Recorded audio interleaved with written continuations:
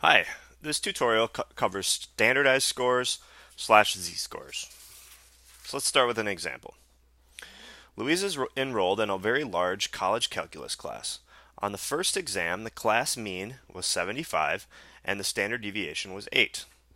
On the second exam, the class mean was 70 and the standard deviation was 15. Okay, so we have 75 and 8 on the first exam, 70 and 15 for the mean and standard deviation of the second exam. Louise scored 85 on both exams. Assuming the scores on each exam were normally distributed, on which exam did Louise score better relative to the rest of the class? Okay, so we can't really compare the two 85s. She got 85 on both exams. But since there was a different mean and different standard deviation for the first and second exams, we want to be able to somehow compare those two 85s to see which one she did better. So, to make relative comparisons between two values on two different normal distributions, standardized scores, which is abbreviated as z-scores, so the z comes from the z in the standardized scores, must be calculated. So the formula for a standardized score, I pretty much refer to it as a z-score from now on, is one of these two formulas.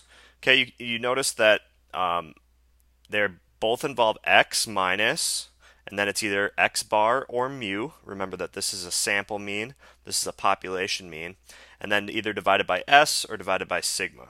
S is the sample standard deviation, sigma is a population standard deviation. So if you're doing a z-score for a sample, you're going to use that formula. If you're doing a z-score for a population, you're going to use that one. Okay, so regardless, you're always taking your data value minus the mean divided by the standard deviation. Data value minus the mean divided by the standard deviation. Okay, so let's calculate z-scores for both of the two exams. All right, so if we look at let's start with exam 1. So to calculate the z-score, we need to take the x minus mu divided by sigma. So x is going to be 85. It's actually going to be 85 for both exams. And then we're going to do 85 minus 75 divided by your standard deviation of 8. Okay, so if we, let's do that, go ahead and do that in the calculator. So we're going to take 85 minus 75, which is 10, divide by 8. And for exam 1, the standardized score, the z-score, was 1.25. So really what that means is that she scored about 1.25, 1.25 standard deviations above the mean.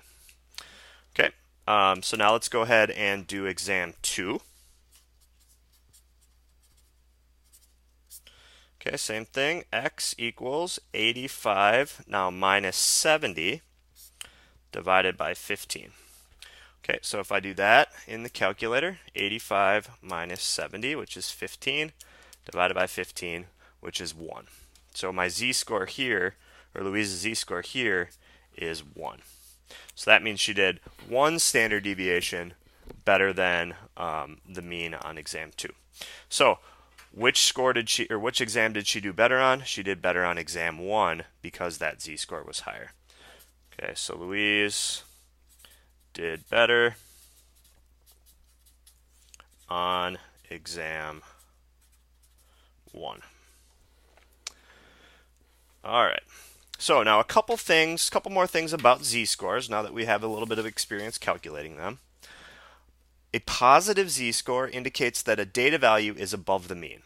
So in that last example, 85 was both above 70 and 75 for the means for both of the exams. So that did give us a positive z-score. Now if there's a negative z-score, that will indicate that the data value is below the mean. Okay, remember in that formula, it's always x minus the mean. Okay, so if x is smaller than the mean, you're going to get a negative value in the numerator of this fraction, which is going to give you a negative z-score. So if you do get a negative z-score, you'd be below the mean. And a z-score of 0 indicates that the data value is the same as the mean.